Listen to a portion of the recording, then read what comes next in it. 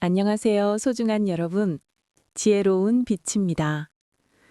오늘도 하루들 애써 살아내신 모든 분들께 깊은 존경과 따뜻한 인사를 전합니다. 혹시 오늘 하루도 누군가와의 관계 때문에 마음이 무거우셨나요? 말 한마디 때문에 상처받고 이해받지 못하는 느낌에 속상하셨을지도 모르겠습니다. 직장에서 동료의 차가운 시선을 느끼며 점심시간이 되어도 혼자 밥을 먹게 되거나 오랜 친구와의 만남에서도 어딘지 모를 어색함을 감추지 못하셨을지도 모르겠어요. 가족들과의 대화에서도 서로를 위한다는 말들이 오히려 날카로운 화살이 되어 가슴에 꽂히는 경험을 하셨을 수도 있고요.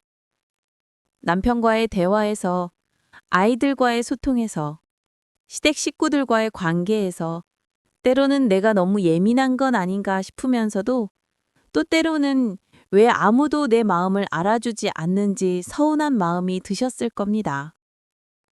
이 시간만큼은 그 모든 복잡한 감정들을 잠시 내려놓으시길 바랍니다. 깊게 숨을 들이마시고 천천히 내쉬면서 지금 이 순간 당신은 혼자가 아닙니다. 같은 고민을 안고 살아가는 수많은 이들과 함께 이 시간을 나누고 있으니까요. 당신의 아픔과 고민이 결코 사소하지 않다는 것을, 그리고 그 모든 감정들이 충분히 이해받을 만한 하다는 것을 먼저 말씀드리고 싶습니다. 우리는 왜 이렇게 인간관계가 어려울까요? 왜 사람들과의 만남이 때로는 이렇게 버거울까요? 아침에 눈을 뜨면 오늘도 또 그 사람들을 만나야 한다는 생각에 마음이 무거워집니다. 직장에선 동료의 무심한 말 한마디가 하루 종일 마음에 걸리고 상사의 표정 하나하나를 읽으려 애쓰다가 정작 내일에는 집중하지 못하기도 하죠.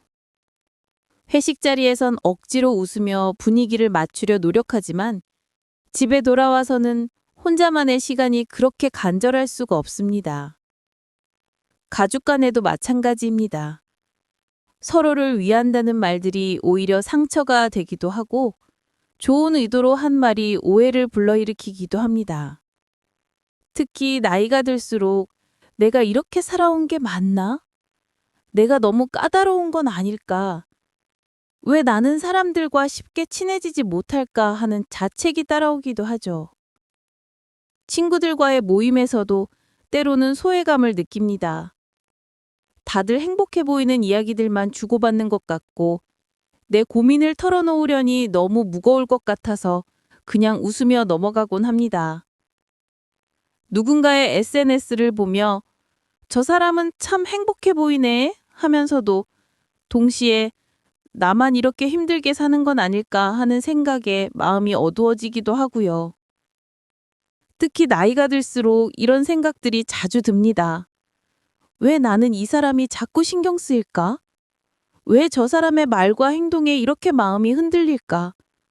언제까지 이런 식으로 사람들 눈치를 보며 살아야 할까?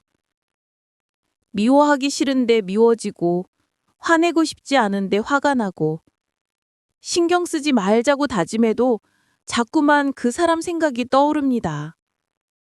밤에 잠자리에 누우면 낮에 있었던 불쾌한 일들이 되풀이되어 떠오르고, 아침에 눈을 뜨면 또다시 그 사람들을 만나야 한다는 생각에 마음이 무거워집니다. 때로는 차라리 아무도 만나지 않고 혼자 살았으면 좋겠다는 생각이 들기도 하죠. 이런 반복되는 감정의 소용돌이 속에서 우리는 점점 지쳐가고 때로는 사람 사는 게 다 이런 건가 하며 체념하기도 합니다. 그리고 스스로에게 묻게 됩니다. 내가 너무 예민한 건 아닐까? 내가 사람들과 어울리는 능력이 부족한 건 아닐까? 이러한 우리의 고민에 대해 부처님께서는 이렇게 말씀하셨습니다. 미움은 미움으로 그치지 않는다. 오직 사랑으로만 그칠 수 있다. 이것이 영원한 진리다. 그리고 또한 이런 말씀도 전해주셨습니다. 남을 미워하는 것은 뜨거운 숯덩이를 남에게 던지려고 손에 쥐고 있는 것과 같다. 결국 자신의 손만 다칠 뿐이다. 또한 법구경에서는 이렇게 가르치십니다. 모든 존재는 행복하기를 바란다. 고통을 피하고 싶어 한다. 이것을 깨달으면 자비심이 저절로 생겨난다. 옛날 인도의 한 마을에 이런 이야기가 전해져 내려옵니다. 두 명의 여인이 같은 우물에서 물을 길러왔습니다. 한 여인은 항상 웃는 얼굴로 모든 사람에게 인사를 건네며 살았고, 다른 여인은 늘 인상을 찌푸리고 불평불만을 달고 살았습니다. 어느 날 불평이 많은 여인이 웃는 여인에게 물었습니다. 당신은 어떻게 항상 그렇게 밝게 살 수 있습니까? 이 세상에는 미운 사람들이 너무 많은데 말입니다. 저 집 며느리는 시어머니한테 불효해서, 저기 사는 남자는 술만 마시고 일은 안 하고, 옆집 아낙네는 뒷말만 하고 다니지 않습니까? 웃는 여인이 답했습니다. 저도 그런 사람들을 봅니다. 하지만 제가 우물에서 물을 길어올 때를 생각해 보세요. 맑은 물을 길어오려면 먼저 바닥에 흙탕물을 가라앉혀야 해요. 마음도 마찬가지예요. 미운 감정들을 계속 휘저얻고 있으면 맑은 마음을 볼 수 없어요. 그렇다면 어떻게 해야 합니까? 잠시 가만히 기다리는 거예요. 그러면 흙탕물은 저절로 가라앉고 맑은 물만 남게 돼요. 미운 감정도 마찬가지예요. 그냥 있게 두고 지켜보면 언젠가는 가라앉아요. 그리고 그 사람들을 자세히 보세요. 불효한다고 하는 며느리도 아이들은 정성껏 돌보더라고요. 술만 마신다는 남자도 아내가 아플 때는 밤새 간병을 했어요. 뒷말을 한다는 아낙네도 어려운 이웃이 있으면 먼저 도움의 손길을 내밀곤 하거든요. 실제로 우리 주변에서도 이런 경험을 해보신 적이 있을 겁니다. 그토록 미워했던 사람인데 시간이 지나고 나니까 내가 왜 그렇게 화를 냈을까 싶었던 적도 있으시고요. 혹은 오해였다는 걸 나중에 알게 되어 민망했던 경험도 있으실 겁니다. 제가 아는 한 분은 직장에서 항상 자신에게만 차갑게 대하는 상사 때문에 몇 년을 고생했다고 합니다. 그런데 나중에 알고 보니 그 상사는 그분을 특별히 키우고 싶어서 더 엄격하게 대했던 거예요. 다른 사람들에게는 기대를 안 해서 대충 넘어가는 일도 그분에게만 완벽을 요구했던 거죠. 물론 방법이 서툴렀지만 그 마음 깊숙한 곳에는 애정이 있었던 겁니다. 또 다른 예로 동네에서 유명한 까칠한 아줌마가 있었는데 어느 날 그분의 남편이 갑자기 쓰러지셨대요. 그때 동네 사람들이 하나둘씩 도움을 주러 왔는데 평소에 그분에게 상처받았던 사람들도 선뜻 손을 내미셨다라는 거예요. 그리고 그분도 그제서야 자신이 얼마나 외롭고 두려웠는지를 털어놓으셨다고 합니다. 날카로운 말들 뒤에 숨겨져 있었던 건 사실 상처받기 두려워하는 연약한 마음이었던 거죠. 부처님의 가르침에서 인간관계의 고통은 근본적으로 집착과 아상에서 비롯된다고 봅니다. 우리가 인간관계에서 상처받는 이유는 상대방이 내가 원하는 대로, 내가 기대하는 대로 행동해 주기를 바라기 때문입니다. 그리고 그 기대가 어긋날 때 우리는 실망하고 화를 내고 미워하게 됩니다. 이것이 바로 집착입니다.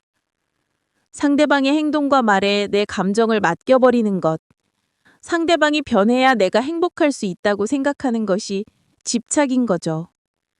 하지만 불교에서는 모든 존재가 연기라는 법칙에 따라 변화하고 있다고 가르칩니다. 연기란 모든 것이 서로 연결되어 있으면서도 끊임없이 변화한다는 뜻입니다. 지금 나를 화나게 하는 그 사람도 어떤 조건과 환경이 만나 지금의 모습이 되었을 뿐입니다. 그 사람이 왜 그런 말을 했을까요? 그 사람도 누군가에게 상처를 받았거나 스트레스를 받고 있거나 아픔을 안고 있을지도 모릅니다. 어쩌면 어린 시절의 상처가 아직도 아물지 않아서 그런 방어 기제를 보이는 걸 수도 있고요. 최근에 큰 걱정거리가 생겨서 예민해진 상태일 수도 있어요. 우리가 보는 것은 그 사람의 전체가 아니라 아주 작은 일부분일 뿐입니다.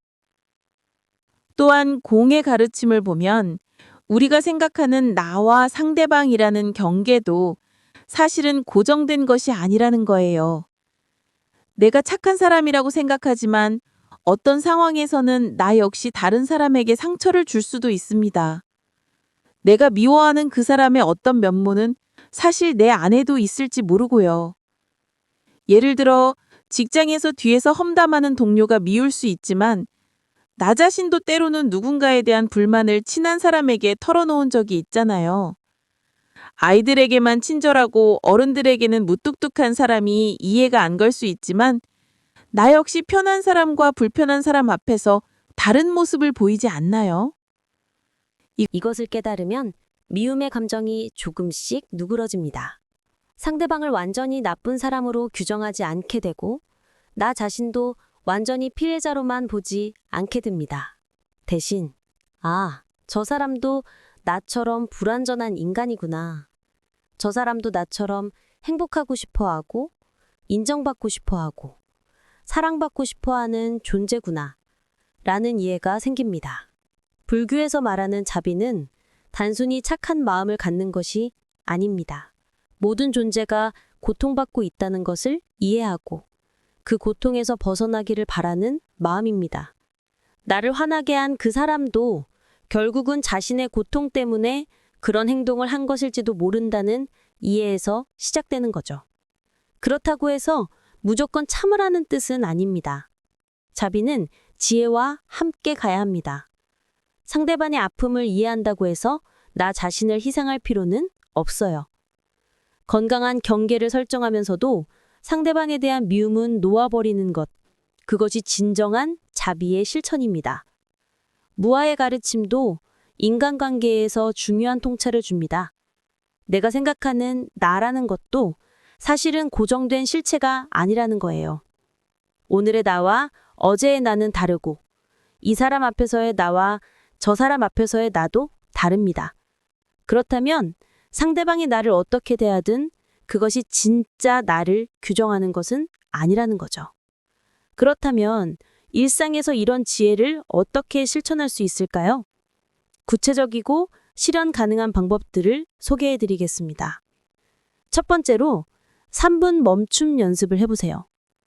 누군가 때문에 화가 날 때 즉시 반응하지 말고 3분간 조용히 숨을 고르며 기다리는 겁니다.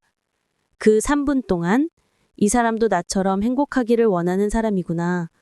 이 사람도 나처럼 고통을 피하고 싶어 하는 사람이구나. 라고 속으로 말해보세요. 처음에는 억지스럽게 느껴져도 괜찮습니다. 계속 연습하다 보면 자연스러워질 거예요. 두 번째는 감사 찾기입니다. 미운 사람에게서도 감사할 점 하나를 찾아보는 연습입니다. 저 사람 덕분에 나는 인내심을 기를 수 있구나.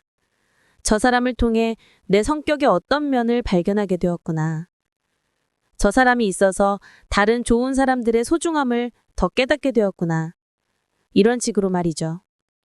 억지로 좋아하려고 하는 게 아니라 그 사람이 내 삶에 가져다 준 의미를 찾아보는 거예요.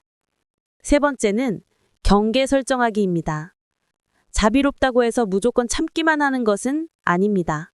상대방을 미워하지는 않되 나 자신을 보호하는 건강한 경계는 필요합니다. 나는 당신을 미워하지 않지만 이런 말은 듣고 싶지 않습니다. 라고 차분하게 표현하는 것도 자비의 실천입니다. 때로는 물리적 거리를 두는 것도 필요하고요. 네 번째는 자기 연민 갖기입니다. 상처받은 나 자신에게도 자비로운 마음을 가져보세요. 많이 속상했구나. 그럴만했어.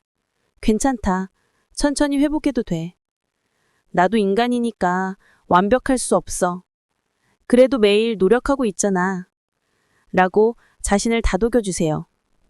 자기 자신을 따뜻하게 대할 줄 알아야 다른 사람에게도 따뜻할 수 있거든요. 다섯 번째는 관찰하기 연습입니다. 상대방의 행동을 판단하기보다는 있는 그대로 관찰해보세요. 저 사람이 또 짜증을 내네 라고 판단하기 대신에 저 사람이 목소리를 높이고 있구나. 저 사람이 어깨가 경직되어 있구나. 처럼 사실만 관찰하는 거예요. 판단을 멈추면 상대방의 진짜 상태가 보이기 시작합니다. 6번째는 메타 명상을 추천합니다. 잠자리에 들기 전 10분만 시간을 내어 먼저 나 자신에게 내가 행복하기를, 평안하기를, 건강하기를 하고 빌어주세요. 그 다음 사랑하는 가족들에게, 친구들에게, 그리고 마지막에는 미워하는 사람에게도 같은 마음으로 빌어주는 겁니다. 땡땡님도 행복하기를, 평안하기를, 건강하기를. 처음에는 형식적으로라도 좋으니까요. 7번째는 일기 쓰기입니다. 하루 중 인간관계에서 느꼈던 감정들을 솔직하게 적어보세요. 그리고 왜 나는 이런 감정을 느꼈을까? 상대방은 어떤 마음이었을까? 다음번에는 어떻게 반응해 볼까?를 생각해 보는 거예요. 글로 쓰면 감정이 정리되고 객관적으로 볼 수 있게 됩니다. 마지막으로 소통 연습을 해보세요. 상대방의 말에 즉시 반박하거나 내 의견을 주장하기보다는 먼저 그렇게 생각하시는군요. 그런 입장이 계시는군요. 라고 상대방의 관점을 인정해주는 말부터 시작해보세요. 동의하지 않더라도 상대방의 입장을 이해하려 노력한다는 표현이 갈등을 많이 줄여줍니다. 미움은 미움으로 끝나지 않습니다. 오직 사랑으로만 끝낼 수 있습니다. 나를 힘들게 하는 사람도 결국은 나와 같은 고통 속에 있는 존재입니다. 그 사람의 행동이 나를 정의하지 않습니다. 내가 어떻게 반응하냐가 나를 정의합니다. 화를 내는 것은 자연스러운 감정입니다. 하지만 그 화에 붙들려 있을 필요는 없습니다. 미워도 괜찮습니다. 완벽한 사람은 없으니까요. 다만 그 미움을 계속 키우지 않으면 됩니다. 상대방이 변하기를 기다리지 마세요. 내 마음이 먼저 평화로워지면 됩니다. 모든 사람은 저마다의 사연을 가지고 있습니다. 보이는 것이 전부가 아닙니다. 오늘 하루도 애쓴 나 자신을 칭찬합니다. 내일은 조금 더 가벼운 마음으로 사람들을 만날 수 있기를. 작은 변화부터 시작하면 됩니다. 완벽하지 않아도 괜찮습니다. 조금씩 나아가는 것만으로도 충분합니다. 오늘 이 시간 동안 여러분과 함께 인간관계의 지혜에 대해 이야기 나눌 수 있어서 감사했습니다. 완벽한 사람은 없고 완벽한 관계도 없습니다. 다만 우리가 조금씩 더 지혜로워지고 조금씩 더 자비로워질 수 있을 뿐입니다. 그리고 그 작은 변화들이 모여서 우리의 일상을, 우리의 관계를, 우리의 인생을 조금씩 더 아름답게 만들어갈 것입니다. 오늘부터는 미운 사람을 만나더라도 이렇게 생각해 보세요. 저 사람도 나처럼 행복하고 싶어 하는 사람이구나. 저 사람도 저 사람 나름의 고민과 아픔이 있겠구나. 그렇다고 해서 모든 걸 다 받아주라는 뜻은 아닙니다. 다만 미움의 독을 내 마음에 키우지 않으면 되는 거예요. 오늘 밤 잠자리에 드시기 전에 깊게 숨을 들이마시고 천천히 내쉬면서 오늘 만난 모든 사람들이 평안하기를 조용히 빌어보세요. 나를 기쁘게 한 사람도 나를 속상하게 한 사람도 모두요. 그러면 어느새 여러분의 마음도 한결 가벼워져 있을 거예요. 당신의 마음에 평화가 머물기를. 당신이 만나는 모든 관계가 서로를 성장시키는 소중한 인연이 되기를. 당신의 자비로운 마음이 세상을 조금 더 따뜻한 곳으로 만들어 가기를 바랍니다. 오늘도 고생 많으셨습니다. 편안한 밤 되세요. 지혜로운 빛이었습니다.